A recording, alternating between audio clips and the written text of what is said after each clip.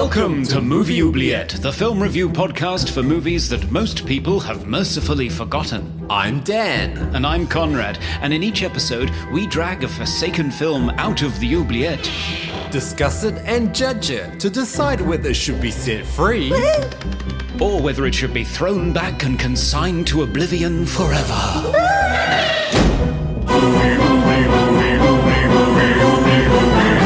We review the films others tend to forget. Come with us and open up the Movie Oubliette. Welcome, listeners, to another episode of Movie Oubliette, the continental connecting podcast with me, Dan, having a lovely holiday, being sick in Melbourne, Australia. And me, Conrad, happy to see Dan well again in Cambridge, UK. Yes. In this podcast, we discuss forgotten genre films, sci-fi, horror, and fantasy, because I wish I had some sort of stun gun so that I could erase the time that I was sick. Oh, no. Oh, welcome back, Dan. Yeah. You were much missed in the last episode. How are you? You held the fort very well, and with Melinda and Rob. It's a great episode. Loved it. It came out well, despite the fact that we were handicapped by your absence. But it's good to see you back again. It sounds like you went through a really bad time, though. Yeah. So, I mean, the nice way of putting it is I got cold sores in my mouth. But they're happy. But it wasn't great, and I'd never had them before, because when I went to the doctor, she did ask, like, have you had them before? And I don't think I had, and so it was quite severe to the point where it acted like a viral infection. So I had flu symptoms from cold sores, which is weird. So I was fatigued and I had massive headaches, searing headaches, and a fever as well. And also because of the sores, I couldn't eat anything. So I had soup for like a week and a half. So yeah, that wasn't so fun. And also it was a holiday, and also my wife's brother was here. So I couldn't participate in any of the fun, and I was just stuck in bed most of the time. Oh, no. Why is it always on your holiday? Can you claim your holiday back? Yeah, I would like to, yeah. It is what it is, bad timing, but yeah, it always happens that way. It does. But you guys did talk about Life Force. We did, and I'm dying to know what you thought of Life Force, because you did all the work prepping for the episode and then never got to say a word about it. What did you think? Yeah, well, I think I might agree with you and Melinda about Life Force. And also I think I did message you in saying that the only thing I remember about the movie is the naked woman. And also the space stuff. All of the other stuff in the movie, what? I just erased it from my memory. But I do have to say, the space stuff and the naked woman vampire sucking life force scenes, I think are the best part of the movie. The other stuff just didn't seem to gel. Like, what was that all about? What were the zombies about? Why was London on fire? Like, what? That's a completely other movie. It is. I know. I love that Rob pointed that out, that, everything that people remember about the movie happens in the first 30 minutes. And after that, especially after that helicopter scene, the wheels just come off of the movie. Yeah. It's just bonkers. Even the scenes where she possesses another woman and preys upon a guy and has her way with a random stranger. Like, what was that about? Like, I have no idea. There's too much. I just wanted to see a vampire sucking the life out of all these people one by one, and that's the movie I wanted to see. Yeah. Well, you get a lot. There's a lot of things at play in that movie, and I guess it keeps you entertained, but ultimately I didn't think it held together to create a satisfying whole. But yeah. The patrons loved it, so off it went. I mean, I have to say, the special effects were pretty amazing. Like all that Nick life Maley's force work particularly. sucking stuff and the zombies and I mean the what do you call them? The shriveled. The walking shriveled, yeah. Yeah, they were great. They were really great. They were quite uncanny as well. The fact that they moved around and sort of groaned mainly, didn't really talk. Yeah. But yeah, love that. Yeah. It was enjoyable to do 40 years on. After it being such it felt like a sort of a dangerous, forbidden film from my childhood that my brother watched and I wasn't allowed to see. Yeah. Just in case I saw some naughty bits. Yes. Well, I mean, I guess we should move on to the mailbag for today, Conrad. What have our listeners been saying? Well, Chris Webb got in touch on Instagram on Psycho2 and he said, "We'll always love Perkins' delivery of the word cutlery." Yes. Oh, I love that little, like, stammer or what would you call that? Little Yeah, pause? I think it is. It's like a pause. Yeah, it just cutlery. It's really weird. It's great. Yeah, it is good. On arachnophobia, JP Bernier of Lamatos said, "Love and also hate that movie so much." Right. So I don't know if JP has a problem with spiders or I think he does. Maybe. Speaking of which, Christine Regler got in touch to say, "Hate this movie and it fueled so many sleepless nights. Remind me to tell you about the huntsman that dropped from the ceiling while I was in the shower at a camp in Australia. Trauma." Yeah. Yeah, we do have a lot of huntsmans. Yeah. Lots of stories about huntsmans. Yeah, well, Christine did not have a good time with them, apparently. And, of course, we heard from Serge of Cold Crush Pictures. Hello, Serge. Hello, Serge. And he said on Life Force, "I liked my first viewing of Life Force, but only because something completely off the wall kept happening every 20 minutes, which kept it interesting. I'm not sure if it'll hold up to a repeat viewing, though. There's just not much to hang your hat on besides the fun pastiche of genres. The latest episode of movie Oubliette had me laughing out loud 3 times this week. They actually do more jokes about British astronauts than nudity." Yes. Well, I thought that was the most ridiculous part of the movie, but that's just me. Yeah. Mm-hmm. Anyway, thank you everyone for getting in touch. We do love hearing from you. Yes. All right, Conrad, what's the movie for today?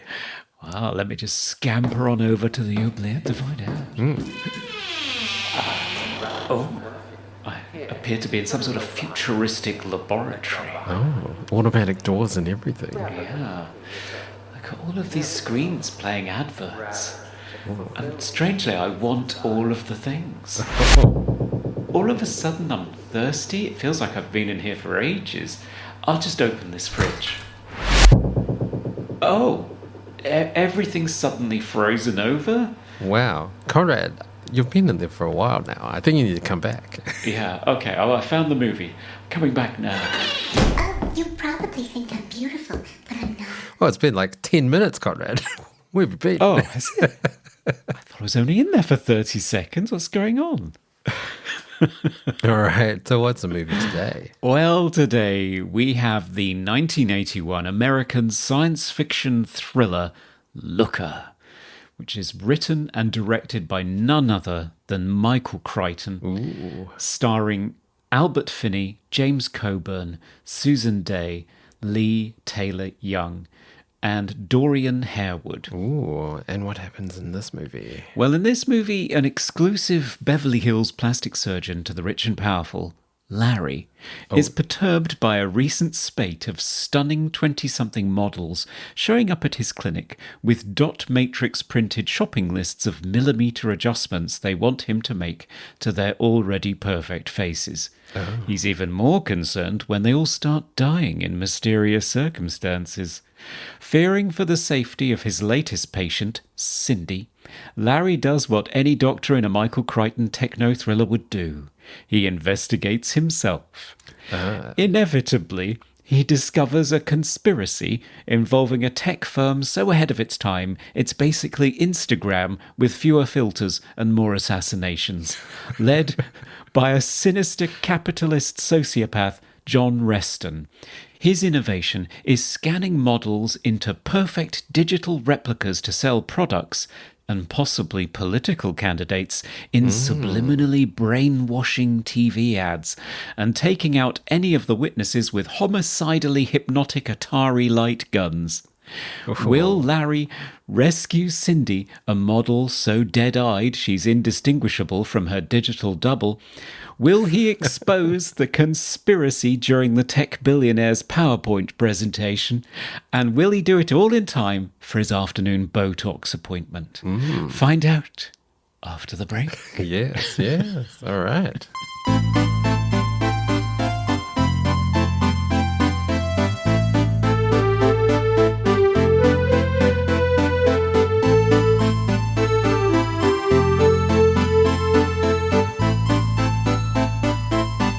Welcome back to discuss Looker, Michael Crichton's 1981 sci-fi thriller. Dan, had you seen this gem before? No, I have not. I've never heard of it as well. And wow. I mean, I was a pretty big Michael Crichton fan as a sort of teenager, but his books, I did read quite a few of his books.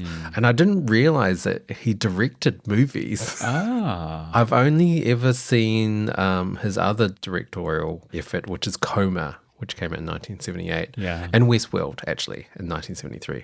I didn't know he directed The Great Train Robbery in 1978, and there's another movie, Runaway, in 1984, and Physical Evidence in 1989. So, yeah, I was quite surprised to watch this movie that I'd never heard of. But it's very ahead of its time. It was, yeah. So this posits a world in which a tech billionaire can digitize people and create fully CGI avatars to sell products, to manipulate the audience. The underlying factor is it's not really the model necessarily that does it. It's the fact that there's some sort of hypnotic pulse that's coming through the broadcast. I did want to talk about that, but maybe we'll get into it a bit later. But had you seen Looker before?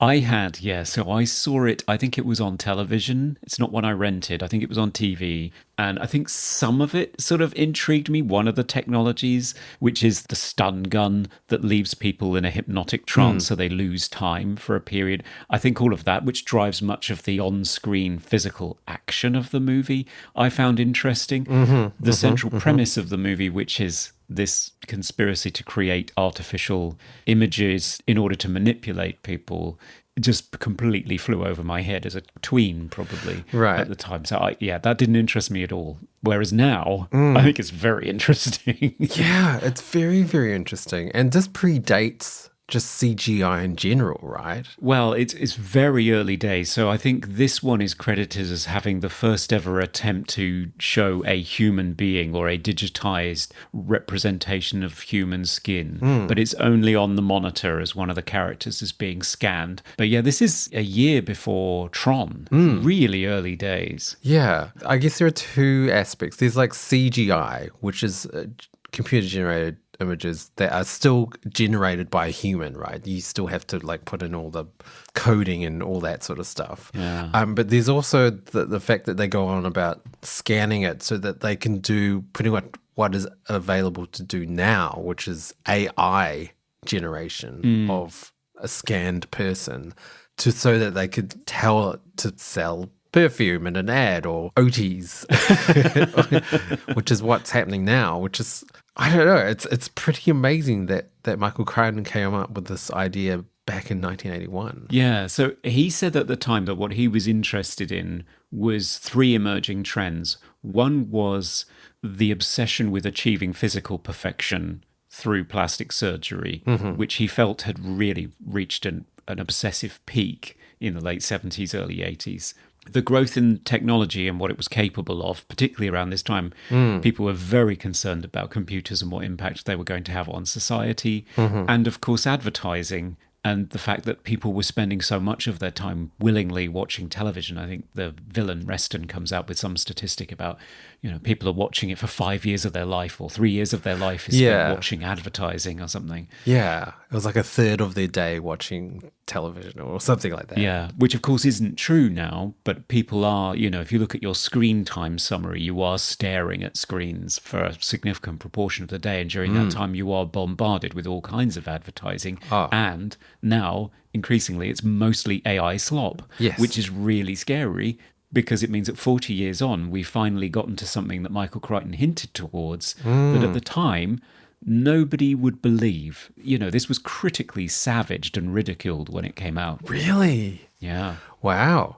Because there's quite a few concepts in this movie that are quite ahead of its time. So there's the 3D scans, but there's also I don't exactly know what the technology is, but the advertising hypnosis that is going on with the eyes going blue. Yeah, they sparkle a bit, so you know it's happening. Yeah.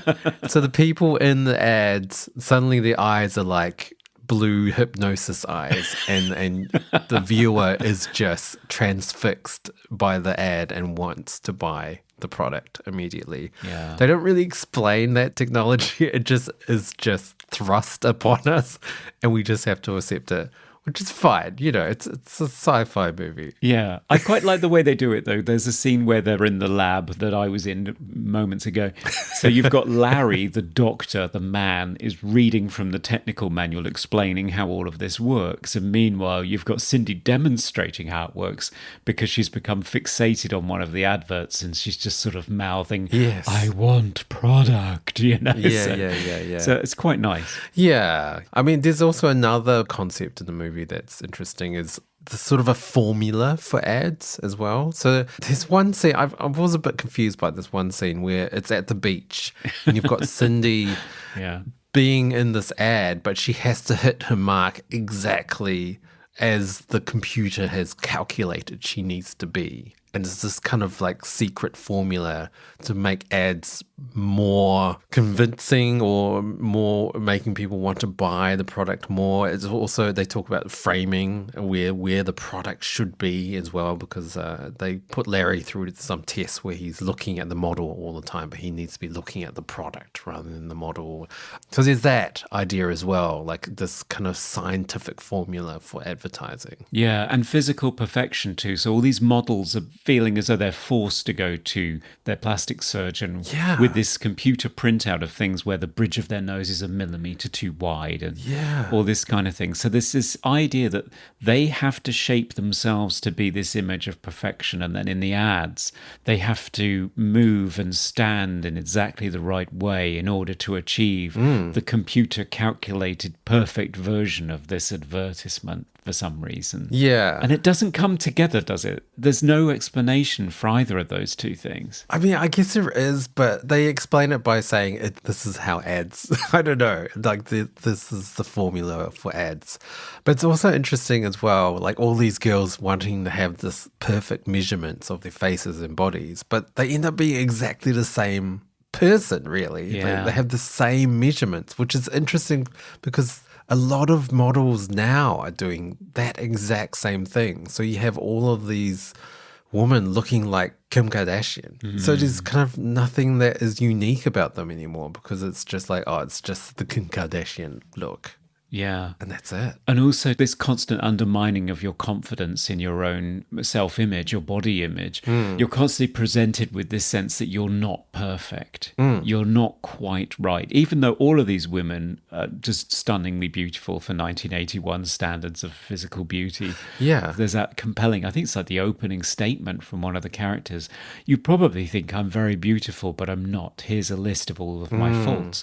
Yeah. So it's picking up on that as well, which is something that's also happening, particularly to young women on Instagram. Yeah, to the point where like everyone's using filters, everyone's hitting the gym, to the point where that's their lives. Their lives is making their body perfect, especially if they're an influencer, because that's what's selling product. They're getting brand endorsements to sell some water or perfume or It's very true. protein powder or whatever. So their looks are what sells it, and everyone doesn't look like a human being anymore because of filters and extreme workout regimes and dietary intake, and I don't know. It's become like. It did remind me of The Substance, this movie. Like the fact that it's just like perfection in terms of physical looks. And to take it even a step further, now people are digitizing themselves into avatars that they can just feed AI-generated scripts into, and it animates an AI version of them, so they don't have to record the ads anymore. Really? It's just a version of them that has been frozen in time. That's happening? That's happening. It's happening now. I can send you a link to the video I watched this morning that frightened the hell out of me. Yeah. So most of the stuff you're going to be watching on Instagram and Facebook ads now is not humans anymore. That's crazy. Because I know that there's been reports of extras getting their likeness scanned in perpetuity, which is insanity. Yeah. Their being is going to be used as an extra forever. Yes. In AI form, which is frightening. But also you're getting big name actors now signing away their likeness, like Bruce Willis. Yes, he did. Yeah. Are there any others that you've heard of? The only other one I've heard of is around The Brutalist, where the actors, because they had various scenes where they had to speak in Polish, they had their voices cloned, and then the Polish was generated by AI using their voice. Really? And the artist controls the model in perpetuity, and it belongs to them, so that Adrian Brody's not going to suddenly hear his voice all over the place. Right. So it was done very, very carefully. But this is something that actors are really thinking about. I mean, it was the cause of one of the big sticking points in the last actors' strike that hobbled the film industry and the TV industry for quite a long time. Yeah, that's right. Yeah. They really do have to think about this. I mean, I noticed Cindy in this movie is told that she's going to be given $200,000 a year for being scanned. But then they're killing them all. And in the movie, the explanation for it is they want to kill her because she's like an intellectual property and they don't want somebody else to use her. They want sort of exclusive rights to her image or something. Or because she knows too much. I don't know what it is. Whereas for me, I would have thought surely the $200,000 a year is reason enough to knock them off. Yeah. Because that's going to rack up, isn't it? I mean, there is a movie that I've seen called The Congress. I'm not sure whether you've seen it. No. And in that, they also expand upon the whole scanning actors to be in movies without them being in movies. And so Robin Wright is in The Congress and she plays herself. She gets scanned and then suddenly she's in all of these action movies that she's never actually acted in. Right. And I'm just like waiting for a Bruce Willis movie to come out where Bruce Willis is not in the movie. It's just an AI scan of Bruce Willis that's just doing, yippee-ki-yay, motherfucker, and Die Hard 20 or something. Like 476. It's going to happen. It's going to happen. It's inevitably. It's going to happen. And it's going to be very eerie. And especially eventually Bruce Willis is going to die. Are they going to keep releasing Bruce Willis movies? Quite possibly. With him at that age that they scanned him? Or de-aged digitally. Yeah. And we're just going to see Bruce Willis movies in 100 years at the same age? I don't know. I don't know. It's kind of strange. Well, they've never convincingly pulled it off so far. I mean, their resurrections of Princess Leia and Grand Moff Tarkin in Rogue One, for example, which is a few years ago now, but it's never really come off. Was that actually AI, though? Or was that just CGI? That was just CGI. Yeah. So that was using an old model. If you used AI on it, I mean, because quite a few people then go back and try to fix those special effects using the AI tools, and they get what they perceive to be better results with it. So now major studios are starting to combine the two. Yeah, because I feel like we haven't seen it yet. We've seen resurrected actors in CGI, but not AI form. And I'm waiting for an entire movie of like an AI character. It's going to happen. It's going to get to a point where we're going to watch a movie where nothing is real. None of the actors are real. None of the voices are real. everything's completely computer generated. The whole workflow, yeah, including the script. Yeah. Yeah. And you can bet your bottom dollar that the big companies are desperate to get to that point because it will be so low cost. So low cost.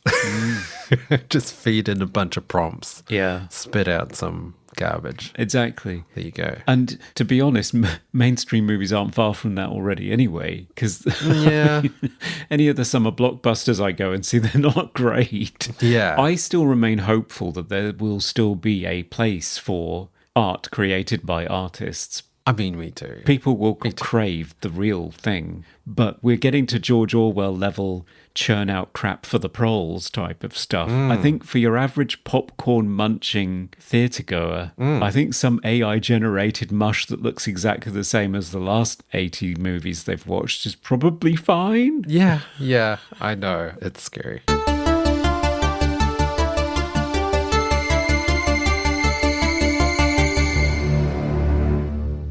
Going back to Looker. Looker, yes. Your point about the girls getting murdered. Yes. I was very confused. Why were they getting murdered? Because they had the measurements that the digital matrix owned as their sort of intellectual property. Was that why? There is a lot of confusion in this movie as to what is going on and why. There are a lot of ideas in it, and I think Michael Crichton stumbled on a number of things that we've touched on already that were incredibly prescient, but as a thriller plot, it's really ramshackle. Yes. Because it's not clear what Reston is trying to do, mainly because there's an 8-minute scene that's been cut out of the movie that was only shown on TV, which we can talk about. It's not really clear why they're killing the women. Right. It's shocking. I mean, all of these murder scenes are really shocking. Yes. But the logic for it is not clear to me. I thought it was just because of the money. That makes sense, though. Scan them. You've got their likeness. Yeah. Don't have to pay them. Kill them off. Yeah. But that's not what they say in the movie. I don't know. Yeah. I don't think it's articulated at all. Yeah, it is confusing as well because there is a little bit of a plot to get a senator elected as president, but they don't really talk about it very much. No, you just see, I mean, there's this underlying thing about how men are starting to get plastic surgery. I think Albert Finney's character, Larry, talks at the beginning to one of his plastic surgery colleagues that it's not just women anymore, it's politicians and admirals who are wanting to be promoted to be chief of staff. So it's people trying to improve themselves in order to further their careers. But Digital Matrix is looking to help people get elected. And there is an 8-minute scene that is on the Blu-ray, the Warner Archive Blu-ray, that was shown on TV, that was cut, and it comes after Cindy and Larry escape the lab, after they know what's going on. All right. They are stunned in the car park. They wake up on a bed in Reston's house where he's hosting a dinner party in his conservatory, and Reston explains that the stakes are far higher than consumer manipulation, late-stage capitalism.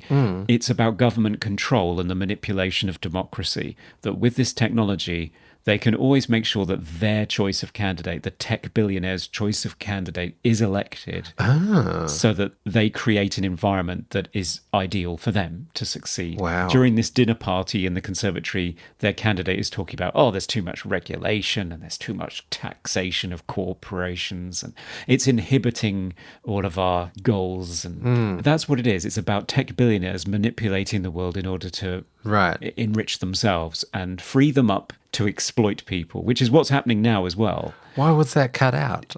I have no idea why it was cut out, and it really pissed off one of the film's stars. Yes. James Coburn. I know. Who said, my part was pretty much on the cutting room floor. They really pissed that film away. They had Albert Finney running around in a security guard uniform. It didn't make any sense. It could have been a good picture. It was about how television controls, how it manipulates people to buy products and politicians, but they cut the film up for television. I don't know why they did that. They spent some bread on that picture too. It was a 12 million production. That's not much today, but back then it was a pretty big budget. Yeah. That's what Coburn said in 1991. So he was pissed. I would be too. And that, I mean, having that scene in explains so much about the movie because, the whole controlling the government wasn't really talked about very much. I just thought they wanted to sell cars in OTs. Yeah, They really exactly. wanted to sell OTs to everyone. And it just didn't really make sense why they were murdering people so they could sell OTs. No. I don't know. This just didn't quite match up in terms of In terms of risk reward, it's a bit too high, isn't it? If you Yeah. get exposed Right. murdering women just so that you can sell OTs. Yes. I mean, if you take away all the sort of sci-fi elements and the sort of mind control, I guess, it's very much like a cop thriller almost. Yeah. Larry could just be a detective, really, because he's doing a lot of detective work that the police aren't doing. And also that last scene is very much akin to like a cop shootout scene. Like it's something that I would see like Clint Eastwood in. Yeah. Or like, you know, like Mel Gibson, and like it just felt like, are we watching Lethal Weapon right now? Oh, yeah. Or TJ Hooker. It looks quite televisual, I think. It does. Yeah, Finale. it's not so. It's not as sort of high action as Lethal Weapon. No, it takes place in a TV studio, an automated TV studio with like a Tron grid on the floor and these different sets, because even though they can CGI the characters, they still need a real set to film on. So you've got these Yes. different fake worlds, sort of like Westworld again, with these CGI characters being inserted, and there's a shootout going on between the good guys and the bad guys, which results in the hilarity of corpses and people with guns Yes, being yes, that's inserted right. live into TV ads, which is hilarious. And Crichton did think it would be a comedy. Initially, he thought it was going to be a satirical comedy. Yeah, I mean, it is satire. Like it felt on the same level as like They Live. Yeah, yeah. You know, you've got this secret agency trying to control people, mind control, but also being kind of like, that's very ahead of its time. That's happening kind of now. Like it feels like it's happening now.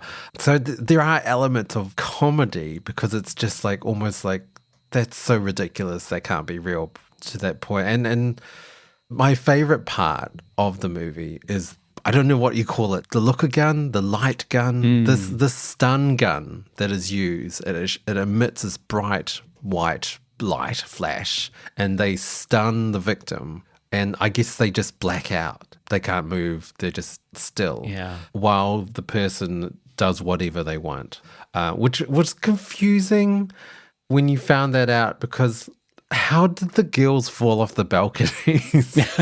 Were they pushed off the balconies because they were getting stunned? Like the first girl, she gets wrapped in the curtain and then she just falls off. Yeah, like she how does. did that happen? I don't know. Or are they filming it in a way where it looks like nothing is happening? Like it looks like she's wrapping herself in the curtain, where in fact the moustache guy is actually wrapping her and like pushing her off. But because it's from her point of view, she can't see him. Yeah. Is that what's I happening? think that's what's happening. It is confusing, and it did confuse yeah. audiences at the time. So that's Lisa, the first model, who opens the film. And it is an arresting sequence because you have no idea what's going on. This It's weird. beautiful Yeah. woman in her underwear in this Barbie pink apartment. You just keep seeing these flashes and hearing this sound. And then there's losses of time. Things move. Things appear in her apartment that weren't there before. Yeah, her dog appears in the cupboard where it wasn't before. Yeah. The case appears on the bed with some weird gun thing on it, and then she ends up on the balcony. Yeah, it's weird. And then when you find out what the stun gun does, it's like, what? Hang on, what happened in that scene? Yeah. But I did love how the movie depicts it or represents it from the point of view of the victim. Yeah. So instead of seeing what's happening with the moustache guy doing whatever he's doing, you see the flash and then suddenly it's just a jump in time. And you're like very confused because suddenly things have happened, but you don't know what. Yeah. Those are my favourite sequences. Albert Finney as Larry has a sequence in his beach house where this happens to him. He just keeps losing like hours. And it's because Mustachio guy, who's like a Reston's digital matrix assassin employee, he looks kind of like Magnum PI, or he does when he puts those big like ski goggles on that protect him from the Looker stun ray. He kind of looks like Giorgio Moroder as well. So it looked like the king of disco was killing people. Anyway. Yeah, I know. That sequence, well, there's a few of them. There's one in his apartment where that guy is looking for the pass card so that they can stop him from breaking in. And he just freezes him constantly, but you don't know it. You never see him. You just keep seeing time skip, music changing on the radio. Yeah, that's right. The fridge frosting over because he's left the door open.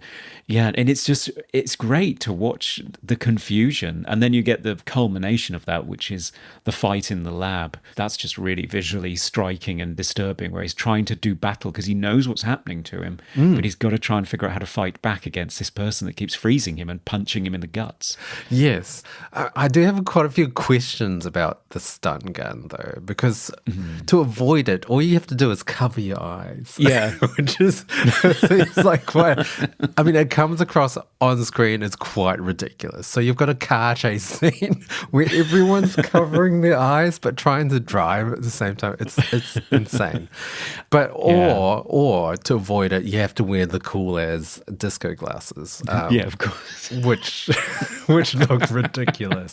Yeah. So yeah, and also I wanted to ask, like, how much time is lost as well? Is it hours? Is it minutes? Yeah. It seems to vary varies depending on the scene. It does vary according to the needs of the plot, which is because I think Larry loses like a couple of hours when he's in his beach house, but the other times they only seem to stop for about 10 seconds. So I don't know. Yeah. It seems very unreliable. And you don't suddenly snap out of the stun, right? When Larry was punched, he doesn't snap out of it. He's still stunned, just in pain.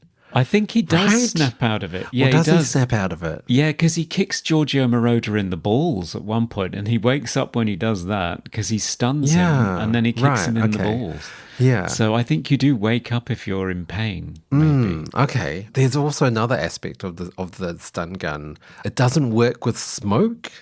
So at one point they do realize that Larry has one of the guns, and they go to his office, and it's just smoke. They have this smoke machine that just billows smoke everywhere to stop him using it. But then he doesn't really use it anyway. No, he doesn't. And they could have just worn glasses. Yeah. So why didn't they just wear the glasses when they went in there? Yeah. I don't get it. I don't know. I'm not sure.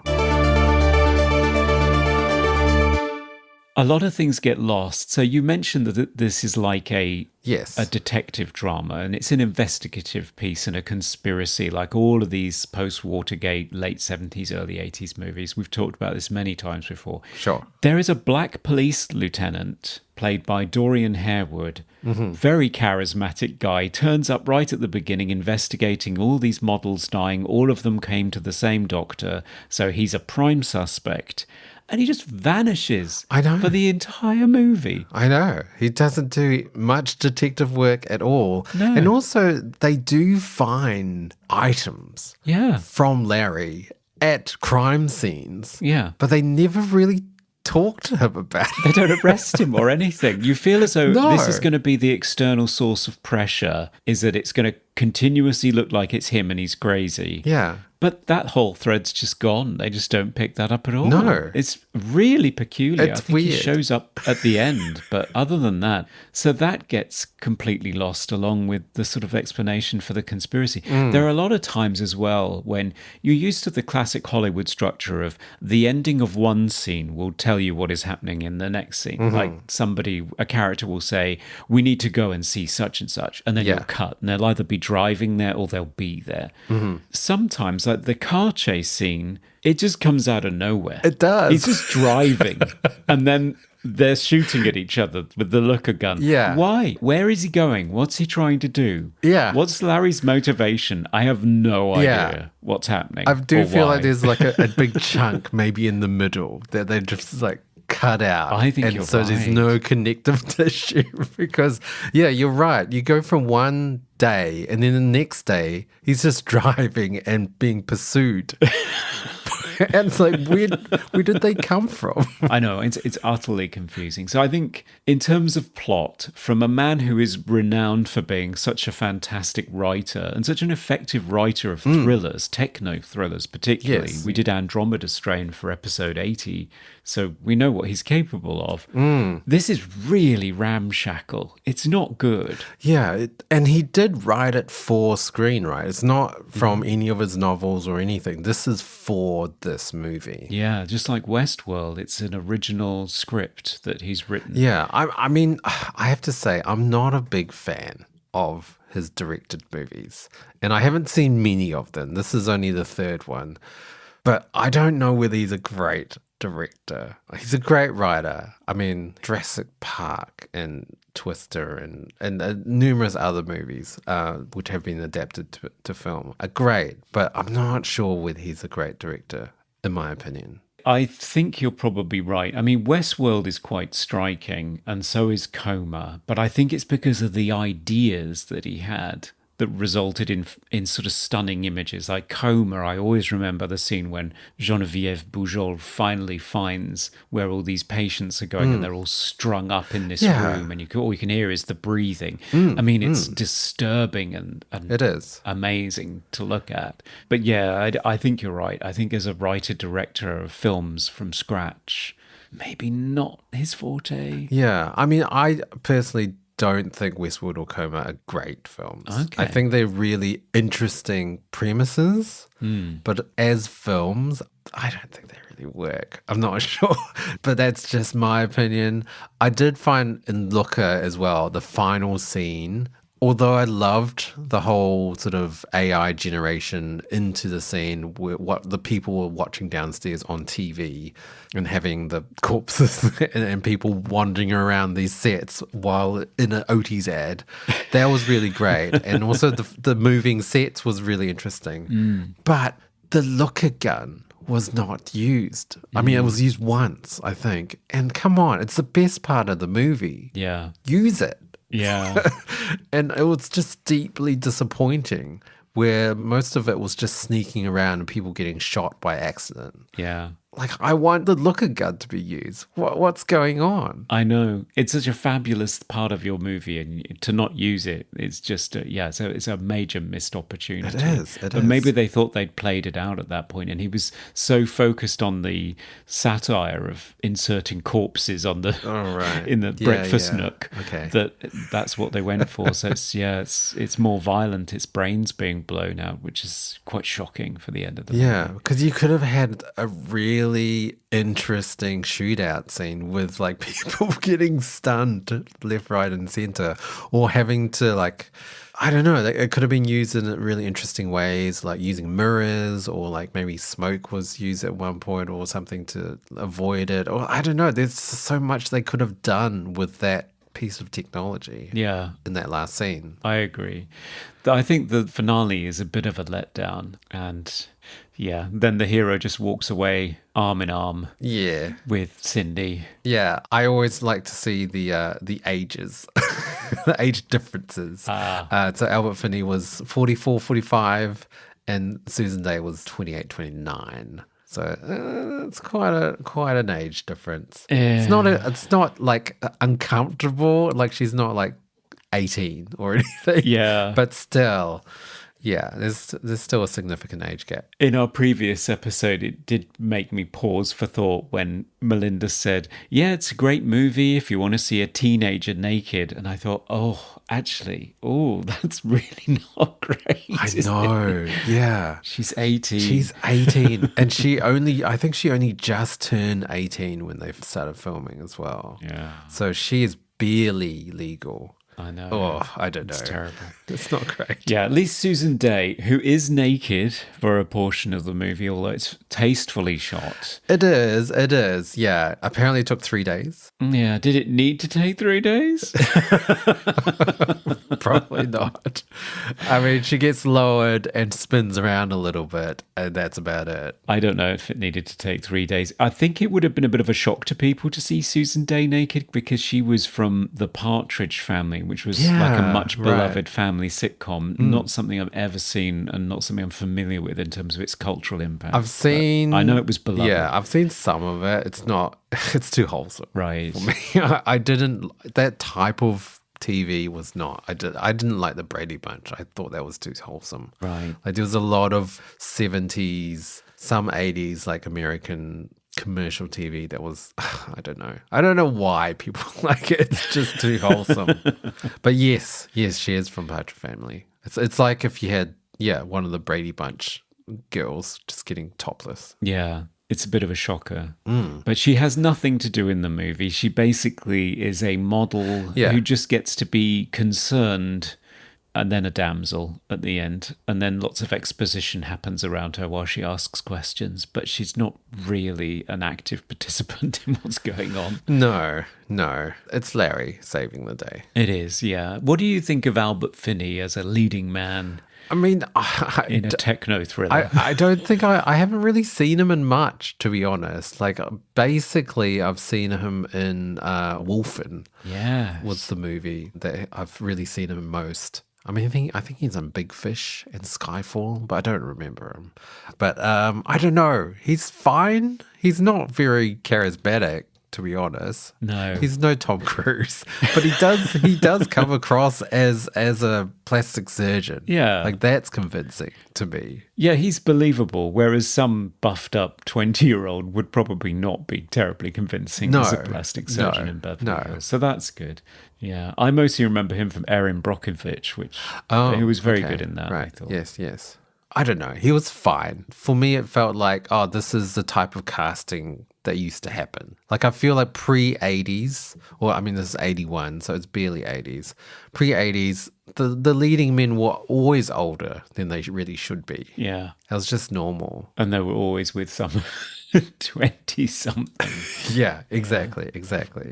Yeah, I mean, you've got James Coburn as John Reston as well, which was confusing as well because you didn't even really know he was the villain until kind of the end. Yeah. He wasn't really a villain. No. Which was kind of confusing. No, it wasn't made. I think he had one scene where he was with the character played by Lee Taylor Young, Jennifer Long, who's like his henchman in the office, so to speak, stroke executive assistant. I'm not sure what she was. But they have a discussion that makes it fairly plain that they're trying to cover something up and stitch Larry up for it. That's right. But other than that, it's not clear what they're trying to do or why. No, not at all. No. I did also notice that, because James Coburn I don't really know as well, but he was in Hudson Hawk.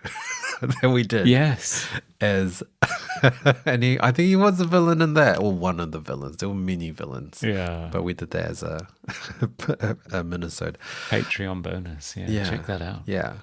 But I don't know. I think the biggest villain for me was the mustached man. Yes. Who barely has any lines. No. He's just the mustached man. He is, yeah. Tim Rosovich, or Rosovich, I'm not quite sure how to pronounce it. I think he was sometimes an actor, sometimes a football player. Ah, right. And I mostly know him, oddly enough, for his brother, Rick Rosovich. Oh, okay. Who was in The Terminator and Navy SEALs and Roxanne, and he was in quite a few films. Okay. This is completely off topic, but the perfume at the start of the movie, they suggest you put it between your toes and behind the knees. I've never done that before, and I don't know why you would. Unless you're Quentin Tarantino. So yeah, between the toes weird. Seems like an odd one. I'm not quite sure why you would do that. I mean, I know that wrists and underneath your neck, I think that's supposed to be places where it gets activated the most because, I don't know, you're sweating from there. I don't know. Sure. But your toes? I don't think so. Now, It's time for random trivia. Okay, Conrad, what trivia did you conjure up in this 3D scan today? So one piece of trivia I discovered listening to the commentary track with Michael Crichton is that Looker was not the film that he wanted to make in the early 80s. Oh. He just published his novel Congo, which he had pre-sold. They'd pre-sold the film rights before he'd even written the book. Wow. Which must have been incredibly stressful. Apparently he found it so stressful he got writer's block, and he could only get his way through it by immersing himself in those tanks that we saw in Altered States. Oh, right. The sensory deprivation tanks. Right. Yeah, to try and break his writer's block. Anyway, he did write the novel and published it, and it was a big hit. He wanted to do a sort of Alan Quatermain sort of jungle adventure movie. Yeah. So he wanted to do Congo, and he was preparing for that, but then he discovered that these damn conservationists would not let you work with apes. Right. Which he thought was really irritating. Oh, okay.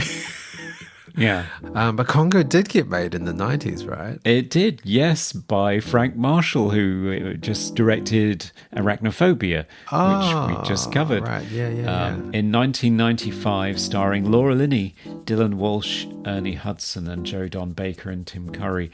And we should look at that at some point. It's got a lovely Jerry Goldsmith score. Ah, yes. Are the gorillas in that CGI? I can't even remember. There's a man in a suit and a whole load of CGI. Yeah. I remember there were lasers in that movie. Yeah, there were lots of monkeys being cut in half with lasers. That's right. Yeah, other than that, all I remember is a gorilla called Amy that does sign language. And other than that, I don't remember. Yeah, right. There's lots of sign language and a robotic voice translating her thoughts or something saying, Amy, sad, Amy, sad. Oh, that's right. That's all I remember. I remember that, yes. And that's our trivia.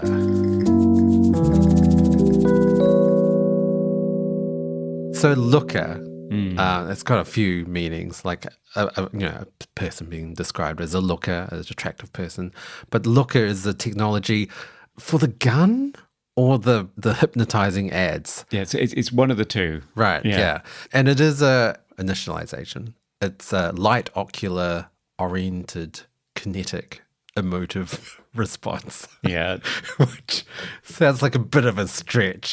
Like, I don't think any of those words really mean much together, but they do spell looker. They do. I think the other thing, of course, is the voyeurism. Right. That's right. You know, who is the looker, who is the viewer, that kind of thing is going on in there. Because there was a lot of concern about people being glued to their television screens. There's that wonderful scene where Susan Day's character Cindy goes home to her parents and they are so engrossed in the television show they're watching. They pay no attention to her at all. And the scene that you alluded to where Larry's eyes are tracked while he's watching the advert. That's right. Not surprisingly, he was staring at the model's tits all the way through and they're saying, oh, that's not what we want. We want you to be looking at the product. And then you think, well, then why are you putting attractive women in your adverts and affecting them, and it doesn't make any sense. But so I think there's a lot of voyeurism in there as well. Yeah, I mean, talking about, I guess, eyes or like where you're looking, I did notice there were quite a lot of mirrors used in this movie in a lot of the scenes. I guess better for like always looking at yourself, because the models are always, trying to perfect their bodies, and also us looking at them being models and advertising, and I get it's just continues the metaphor, I guess. It does, yeah. It was a real problem in the First Lady, Lisa's apartment. When they arrived on set, they couldn't put the camera anywhere. Yeah, it's a lot of mirrors. It's a lot. It's just far too many. I know she was vain, but they could not put the camera anywhere without you being able to see it, so they had to take some of them out and put things in the way. Yeah. Okay. I guess we should talk about the music. The score was very synthy. Yeah. It did remind me of cop thrillers, to be honest. Did it? Oh. Yeah, I don't know. Like, it had that sort of repeated sort of ostinato patterns, like It felt very 80s. Yeah, to me. it feels very 80s. I felt as though it was a little bit John Carpenter-y. Yeah, sure, with sure, the repeating arpeggiated figures and so on to create tension with the held line over the top. But yeah, you're right. It does also feel a bit Harold Faltermeyer, Beverly Hills Cop in a few places. Yeah. It felt like a lot of 80s action movies were trying to use synthesizers and sort of more modern instruments. So it's Barry DeVorzon, who is, at time of recording, still with us. He is 90 years old. And I'm not sure we've covered anything that he has done in the past. Yeah, I've never heard of him. We've mentioned one of his films, Xanadu. And he did the score for The Exorcist 3, which we haven't covered. Right. I don't know. I don't get a strong sense of who he is or what his style is necessarily from the pieces I've heard. Yeah, I mean, I actually enjoyed the score. I thought it was a nice change from what I would normally expect. It wasn't that really abrasive 80s type score either. Like, it didn't sound metallic. It was, I don't know, it's quite pleasing, I thought. Yeah, I thought it was very effective, especially in the suspense scenes. And yeah, more effective than the songs. I really didn't like the songs. Oh, yes, we should talk about the Looker song, the theme song, title song. It is atrocious. Who wrote these lyrics? It's really bad. I think it was Barry DeVorzon, or possibly the vocalist, Sue Sad of Sue Sad and the Next. Okay. An American new wave band from LA that was big in the early 80s. Apparently, the only other film credit that we might know is Radioactive Dreams, which she worked on with Albert Pune of The Sword and the Sorcerer. Right. Yeah, I think it stinks. Yeah, it's rubbish. it makes it laughable. It makes the movie feel like a parody of itself. Yeah. I don't know. I think movies should not have theme songs unless they're comedies or Disney movies. Like, it just doesn't work in this movie. Maybe James Bond, because it's kind of written into the fabric of James the thing. Bond. But But not hair metal, but it's verging on that. Like, it's quite cheesy. it's very early 80s new wave rock. I don't like it very much. No. Neither do I. But the other music I actually did enjoy, and it really worked for all those kind of stun gun scenes. Like, I thought, it added to the kind of weirdness because it was synths. Yeah, and there's some strings in there as well. Yeah, just that's right. sort of underlying the ominous nature of it all. Yeah, I liked those. I thought that's the stuff that I think works really well. The conspiracy, not so much. No, not so much. Coming to you live from the movie Oubliette Theatre, it's the prestigious Mobley Awards. It's the Mobley Awards. It's time to nominate our favourite naked body scanned parts of the film in a number of hypnotizing categories. Best quote. My favourite quote comes from the villain, John Reston, who says, "Television is the American ideal. Persuasion without coercion." Yes, very profound. Yeah, that's when he's monologuing, as villains do. Yes, of course. My favorite quote comes from Cindy when she's asking Larry whether he has a gun, and he's kind of confused, and she says, bang bang. That's great. A gun, bang bang. Amazing. Yes. How are you going to protect me, Larry? She's rather annoyed in that scene, which is where one of my other favourite quotes comes from, where she shouts, "I have a right to know if someone is trying to kill me." Yes. Best hair or costume. The easiest pick would be Moustache Man with his Magnum PI stash and his 80s mirror, disco glasses. Like, he looks amazing.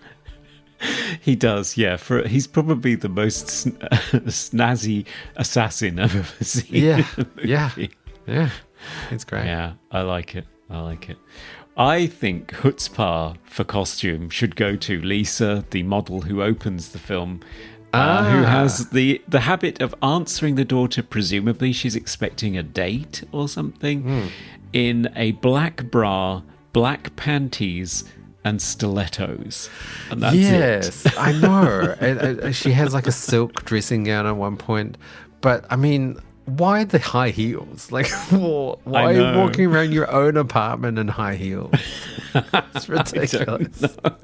Most 80s moment. Most 80s for me is the green neon Tron grid on the studio floor. Ah, yeah. A year before Tron, it has to be pointed out, but even the holodecks in Star Trek The Next Generation, which showed up a little bit later in the 80s, had these grid floors as like the default look before a world is created inside them. So there's just this sense that, you know, the default for any digital landscape is a neon grid.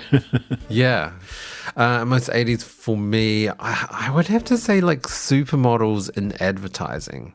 And 80s supermodels had a very distinctive look, which you just don't get anymore. Like I feel like a lot of advertising, especially a perfume or anything like that, it's just actors now. Like you're just seeing Zendaya and like Johnny Depp and, you know, Anne Hathaway. You're not seeing supermodels anymore. No, it's very true. I wear Timothée Chalamet. Right. Yeah. Favorite scene? My favorite scene is this sort of looker gun scene in Larry's beach house. It's so surreal because he goes to the fridge and he reaches for a beer and then suddenly it's half an hour is gone or an hour is gone and everything's frosted over. It's such a weird scene because he goes to do things and then suddenly everything's moved and time has passed. It's amazing to watch. Yeah, it's really disturbing as well. Yeah, it is. I love the way that that's shot. Yeah. Like whoever's idea it was, I guess Michael Crichton, to film those scenes from the point of view of the stunned person. That's brilliant. It's brilliant. Yeah, it is good. Yeah, I do like that. Well, my favorite is a similar scene. It's the fight in the lab, because I think that's really achieves the potential of that as an idea, where he's fighting with somebody and he knows it's happening to him, but he can't stop it. Yeah. There's some really great effects I got on the audio. You get these distorted advertising jingles playing in the background to add this sense of unease and give you a feeling for how disoriented he is. Yeah. Yeah, it's great. Most cliche moment. Biggest cliche for me is swapping into a security guard's outfit to I was gonna say that too. infiltrate the villain's base.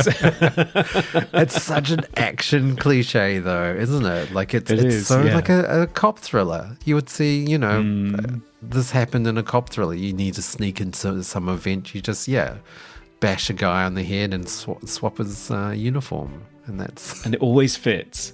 Yeah, of course it always fits. that wouldn't work if you have your arms too short, belly popping out. That would be ridiculous. It crops up so often, though. I made a note of some obvious ones. I mean, obviously, in Star Wars, you have Han and Luke in stormtrooper outfits to sneak around the Death Star. It happens in Rogue One as well. Raiders of the Lost Ark, where Indiana Jones punches out a guy just to get hold of his Nazi uniform to infiltrate the base at the end. Frodo and Sam in Lord of the Rings, they wear orc uniforms to get into Mordor. Right, yeah. It's a staple. It's a classic in every genre. It is. Best special effect. My favourite special effect is during the Looker Lab fight, and it's just this astonishing shot after Albert Finney gets punched by a guy through the television screen. I'm not sure why that happens. Yeah. But you just get this one shot of Albert Finney flying backwards in slow motion as the camera follows him, and he goes backwards through a window and it shatters around him. And it's actually Albert Finney, and it's such a weird shot. I love it. It's amazing because he flies for quite a while. Like it feels like he's actually flying across the room in one slow motion shot through a window. Yeah. And do you know how they did it? Oh, how? They put Albert Finney on a rail. Oh, okay. Right. So he and the camera are on a dolly track going backwards. Wow. Yeah. Yeah. It works really well. That's It incredible. does. It's fantastic. You can't see it. It's great. Wow. Ah. My favorite special effect, I'm not sure whether it's actually a special effect or more a stunt. Tina's death. So she falls from a balcony Yes. onto a car and it looks real. Like it doesn't look Yeah. like a dummy. And it's quite clumsy as well because she falls on her back/ass and her legs whip backwards and like flash her underwear and it just looks like a real person. Like it doesn't look like a dummy at all. And then she kind of slumps off the car and the glass flies everywhere and the car's flattened. It's quite astonishing to watch. Yeah. It's brutal and shocking. Yeah, it's a stunt. Michael Crichton talks about it on the commentary track. That Right. stunt lady just threw herself onto a car from a great height in lingerie. And it's Wow. nasty. Yeah. Favorite sound effect. It's got to be the looker device, hasn't it? Yeah, it's great. It's a really distinctive sound that you just don't expect it. Because it's kind of like a backwards, like zip sound, and then followed by a echoey, like sound Yeah. after it. It's great. Yeah, you get this sort of aftershock, like a ruler being twanged on a desk. I'm not quite sure why, but yeah, it's just like a white noise backwards explosion followed by a Yeah. and it's not cheesy at all. It's not, no. Combined with the sort of fractal pattern that flashes up on the screen that really gives you the sense that you've been zapped as a viewer. It's great. It really helps to give you the sense of what's happened. There is also a flash of like inverted colors as well, or inverted exposure, I guess. Like it's like black and white but inverted. Yeah, the whole combination of sound and visuals does make it quite unique. Yeah, it's really striking and disturbing. So kudos to the sound designer for that. I thought it was great. Yeah. Most funniest moment. My funniest moment is something silly that is not meant to be funny. It just tickled me. There is a scene at the dinner party. It's like a fundraiser for a charity or Right. something. Yes. And there's a botched bit of editing because Albert Finney walks into the party with Cindy on his left arm holding a champagne glass in his right, and he walks past the camera and goes in, and then when you cut to inside the party he walks out again holding a glass of champagne with James Coburn on his arm. Oh, And it looks like Cindy's transformed into James Coburn.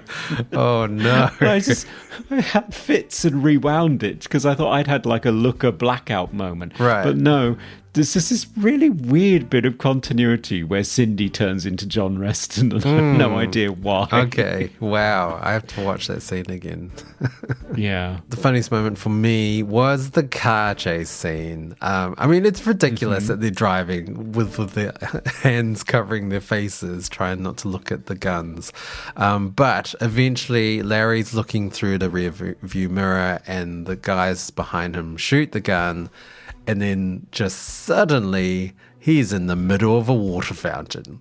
With water just splashing on the windscreen. And it's great as well because the radio just suddenly changes song as well. So it's just a magically funny scene. Like, surely they were going for funny because it's so good. Oh, yeah. Oh, definitely, yeah. And I love that when he looks back, there's just this sort of trail of carnage behind him. Yeah. Tire tracks through this pristine park and all these confused people staring that's right. at him like, what are you doing? Yeah. Oh, It's great. it's such a good scene. It's Yeah. such a good scene. All right. That's our movies. I'm Mary Jo Peel, and you are listening to Movie Oubliette. Okay, final verdict time. Should Michael Crichton's Looker be liberated to hypnotize and sell millions of bottles of ravish perfume to all its adoring fans? Or should it be stunned with a Looker gun, drive through a water fountain, and hurt all unbeknownst? back into the oubliettes never seen again. Conrad, does Looker hold up for you? It's a shame again, because I think there are a lot of interesting ideas in this, and there are a lot of things that are conceptually fascinating, particularly the Looker gun and the scenes where they're using the Looker gun and you're experiencing the victim's point of view, and there's a fight with the Looker gun. That works really well. But unfortunately, as prescient as it is, as fascinating as it is, how it looked forward to the landscape that we're staring down the barrel of, which is AI-generated human beings manipulating people to believe things that aren't true, and it destroying civilization, which is happening now. As wonderful as all of that is to talk about, as a film, I think it's a horrible mess, and I don't think it's very successful. As much as I love parts of it, I don't think it works, and I think it's been forgotten for a very good reason, because I had seen it, and I didn't remember anything apart from models being frozen in space and pitched off balconies. So I think it's got to go back. I think it's going to be stunned and thrown back, I'm afraid. I would agree entirely about everything you've said. But I think all of the prescient stuff and the AI stuff, I think that's amazing that this came up in a movie from 1981. I think it's very shocking to me that Michael Crichton could come up with all of these things that are happening right now back in 1981. It's incredible. Yes, the movie's a bit of a mess. And it comes across as a little bit silly as well. Like some of the, maybe the Looker gun, not the actual effects of the Looker gun, but the device itself and some of the high-tech technology in this movie does come across as quite goofy now. You know, the security doors are just like so... It takes so long to actually open the door. And some of the sort of sci-fi elements do come across as goofy. But yes, I think the premise and the concepts surpass the mess of the movie itself. And I think people should watch this movie just for those ideas alone. And I think this movie would be great as a remake. I would love to see a remake of this movie. Yeah, you could definitely do something with these ideas now. For sure. Interesting. Okay, so we are at a dead heat again. We'll have to find out what our patrons think. Over to our own AI. Hello, Gary. Good afternoon. Could we have the patrons vote, please? I've searched the web and I found these facts on why pigeons float. No patrons vote. They've decided to throw it back. Oh, they agree with you, Conrad. They do, yes. So, but not entirely. It was 60-40, so it was split. Okay. But on my side, Jasmine, hooray for Jasmine. Even though some of the concepts predicted the AI we face today, many other aspects of this film aged so much that it could use a cosmetic surgeon of its own to make it look good. Crichton's writing and directing are just terrible. The final film's lack of explanation as to why the models are being killed is puzzling. Then again, having seen the deleted scene containing the ridiculous explanation, it wouldn't have made things any better. Zap it with the Atari light gun and chuck the paralyzed movie back. I mean, I kind of have to agree with you, Jasmine. Yeah. On a lot of those points. Whereas on the other side of the fence, you have Chazilla, who's been watching this one regularly since the HBO days. Love Crichton as a writer-director. His subjects are so varied. The effect for the Looker gun rocked. The textured flash, the sound effect really sold it. It had depth, lots of bottom end, and combine that with the superimposed negative images, and I thought I was being zapped. Lots of tension and humour in the final shootout and the analogue holodeck. Sets moving around, cameras filming the fake actors, the bad guys plugging their own. The synth music in the background made it even more 80s. Let it out of the oubliette. If there are any dissenting opinions, look over here. Flash. Yes. Yeah, so it wasn't a slam dunk, but overall people felt it didn't quite reach the potential of its okay. concept. All right. Okay, look over here. Over the balcony you go. Oh no, I'm tangled in curtains. Oh. Ah, satisfying. I haven't done that for a while. All right.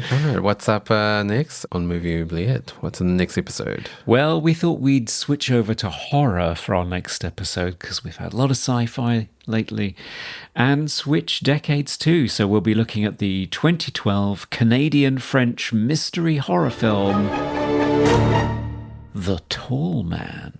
Yes. Yeah, this is actually one of my choices.